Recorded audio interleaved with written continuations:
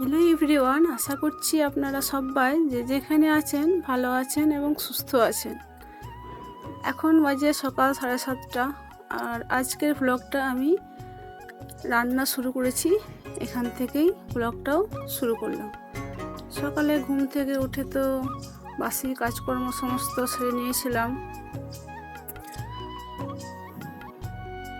ঘর দৌড় পরিষ্কার করা, ঝাড় দেওয়া, বাসি থাল বাসন যেগুলো থাকে ধোয়া মোছা করে স্নান সেরে নিয়েছিলাম। স্নান সেরার পর ঠাকুরকে ফুল জল দিয়ে দিয়েছিলাম। ঠাকুরের চরণে ফুল নিবেদন করার পর রান্নাঘরে চলে এসেছিলাম। তখন বাজে 7:30। তো এই 7:30টার সময় থেকে আমি ব্লগটা শুরু করেছি। তো ওদিকে গ্যাসে দুটো ওভেন, তো একটা ওভেনের মধ্যে আমি ভাতটা চাপিয়ে দিয়েছি হাঁড়িতে চাল দিয়ে, আর এদিকে আর একটা ওভেনে দেখুন পোস্তটা রান্না করে নিচ্ছি। তো প্রথমে তো কড়াইতে তেল দিয়ে দিয়েছিলাম, তারপর তো দেখলেন তেলের মধ্যে পেঁয়াজ দিয়েছিলাম, পেঁয়াজগুলো ভালো মতো করে ভেজে নিয়েছিলাম।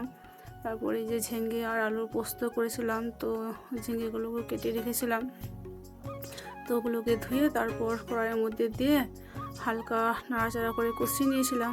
তো কষানোর সময় তো ঝিঙের মধ্যে জল বেরিয়ে যায়, তো হালকা ওর মধ্যে কষিয়ে নিয়েছিলাম। তারপর যখন জল বেরিয়ে গিয়েছিলো, এদিকে আমাকে তো 10টা 10:30টার মধ্যে স্কুলে পৌঁছাতে হবে, তো সেই কারণে আমি আলুগুলোকে ভাতের মধ্যে সেদ্ধ করতে দিয়ে দিয়েছিলাম। তারপর সেই সেদ্ধ করে রাখা আলুগুলো আমি এই পোস্তর মধ্যে দিয়ে দিয়েছিলাম। আর এখন তো দেখুন পোস্ত দিয়ে হালকা নাড়াচাড়া করে পোস্তটাকে নামিয়ে রেখে দিলাম। পোস্তটা আমার রান্না হয়ে গেছিলো। আর কড়াইয়ের মধ্যে ডাল সেদ্ধ করে নিয়েছিলাম, তো সেই ডালটাকে আমি এই দেখুন জামের মধ্যে রেখে দিয়েছি কুকার থেকে বার করে। আর এখন এই ডালটাকে ছকে নেব, সেই জন্য পোস্তটা নামিয়ে রেখে ওই কড়াইটা ভালো মতো করে মুছে নিলাম। তারপর ওই কড়াইয়ের মধ্যে তেল দিয়ে দিলাম। তেল দেওয়ার পর ওর মধ্যে জিরে আর হলুদ গুঁড়ো দিয়ে দিলাম তেলের মধ্যে। তো জিরেগুলো যখন ভালো মতো করে ভাজা হয়ে গেছিলো, তখন ওর মধ্যে ডালটা সেদ্ধ করে রাখা ডালটা দিয়ে ছকে দিলাম। তারপর পরিমাণ মতো লবণ দিয়ে দিলাম। ডালটা যখন ফুটে যাবে তখন ওকে নামিয়ে রেখে দেবো। আর এদিকে দেখুন সবজি ছিল অনেকগুলোই, এদিকে ঢেঁড়স ছিল, কুমড়ো ছিল, কলা ছিল এদিকে, আর মূলো। আমার জামাইবাবু এসেছিলো, তো ও মূলো আর ঢেঁড়স এনেছিল, আগের দিনে রান্না করেছিলাম।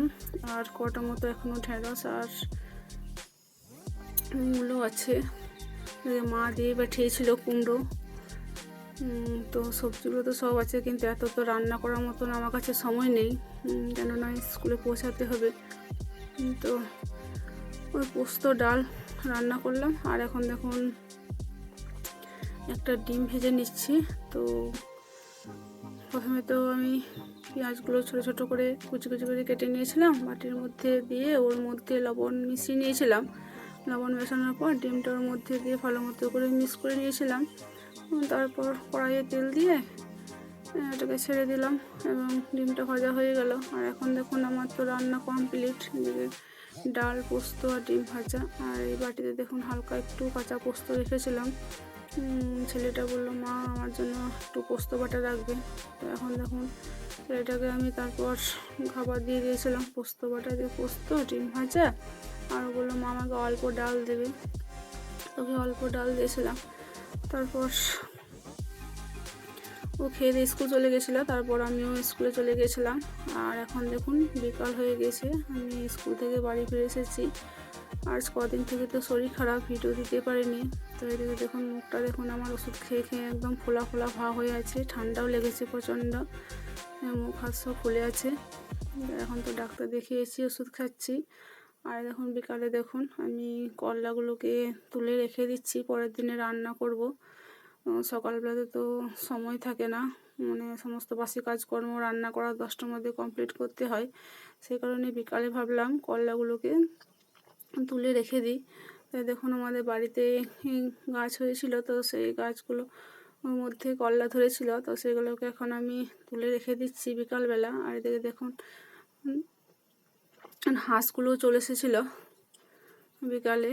তো ওরা ভাবছে আমাকে খাবার দেবে, ওই যে বালতিটা করে করলা তুলছিলাম, করলাগুলো রাখছিলাম বালতিটার মধ্যে। তো হাঁসগুলো ভাবছে আমাদের খাবার দিতে আসছে, সেই জন্য আমি যেখানে যাচ্ছিলাম পেছন পেছন যাচ্ছিলো। তো তারপর করলাগুলো যখন তোলা হয়ে গেছিলো, তো তারপর ওদেরকে আমি খাবার দিয়ে দিয়েছিলাম। আর দেখুন কত সুন্দর সুন্দর করলা ধরেছে। আর বাড়ির গাছের জিনিস না খুব ভালো লাগে, আনন্দ লাগে নিজের হাতে তুলে রান্না করতে।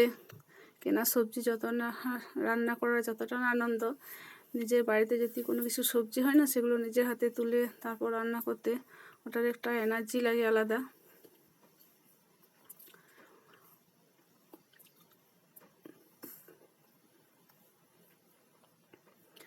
আর দেখুন করলাগুলো তো তুলে রেখে দিলাম। তারপর হাঁসগুলোকে ধান দিয়ে দিলাম, ওরা ধান খাবে। ধান খাওয়ার পর ওদেরকে, ওদের হাঁসের ঘর আছে, সেই ঘরের মধ্যে ওদেরকে রেখে দেবো। আর দেখুন ছাগলটা ঘাস খাচ্ছিল বিকালে। আর দেখুন ছাগলের বাচ্চাটা ফোনটা নিয়ে ছবি করছিলাম, ও ভাবছে আমাকে খাবার দিতে আসছে।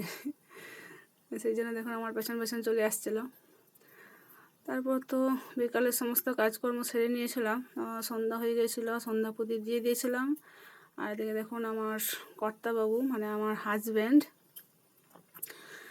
উনি বললো চলো আজকে তাল ঘষা হবে, তাল পরোটা তাল রুটি করা হবে। তো আমি বললাম আমি আর পারবো না, স্কুল থেকে এসে আমার বিরক্ত লাগছে, মাথা ধরে গেছে, শরীরটাও ঠিক নেই, ঠান্ডা লেগেছে।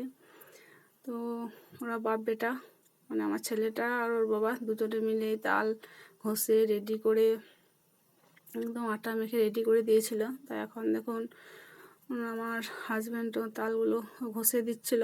এই যে তাল ঘষাটার মাঝখানটা দেখুন আমাদের ছেঁদা হয়ে গেছে, জানেন তো। তো ওই সাইডটা আছে, ওই সাইডে এক সাইডে তালগুলো ওর মধ্যে ঘষে নিল।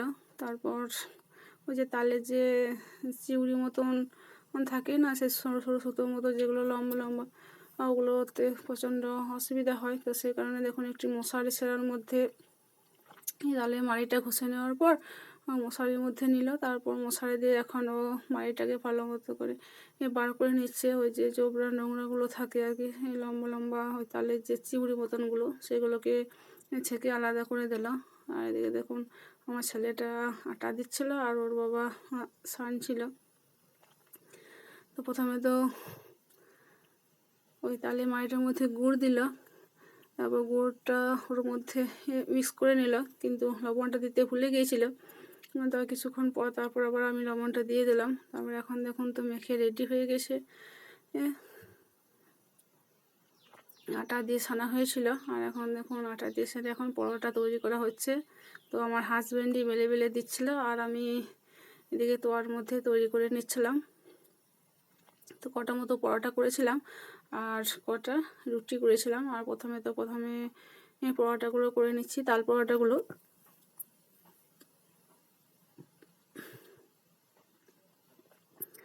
খাঁটি সর্ষের তেল মানে আমাদের বাড়ির সর্ষে আর কি পেঁচিয়ে, তারপর সেই সর্ষের তেল দিয়ে তাল রুটি করছিলাম। আর দেখুন কি সুন্দর কালারটা হয়েছিল, সর্ষের তেলের হলুদ কালার, এদিকে তালেরও কালারটা খুব সুন্দর ছিল, সেই কারণে পরোটার কালারগুলো ভীষণ ভালো হয়েছিল। আর ফুলছে দেখুন কি সুন্দর। আর এই তাল পরোটা খেতে ভীষণ ভালো লাগে। তো রাত্রে আজকে এই তাল রুটি আর তাল পরোটা হবে, আর একটা সবজি করে নেব আলু দিয়ে, ওই আলুর সবজি আর তাল পরোটা রাত্রে খেয়ে নেব।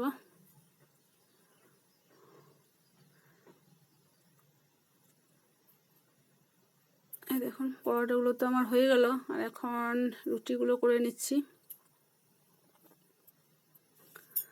এই রুটিগুলো করা হয়ে গেলে তারপর ছেলেটা তো পড়তে বসে যাবে, তো ওর কাছে কিছুক্ষণ বসবো, তারপর রাত্রে খাওয়া দাওয়া হবে।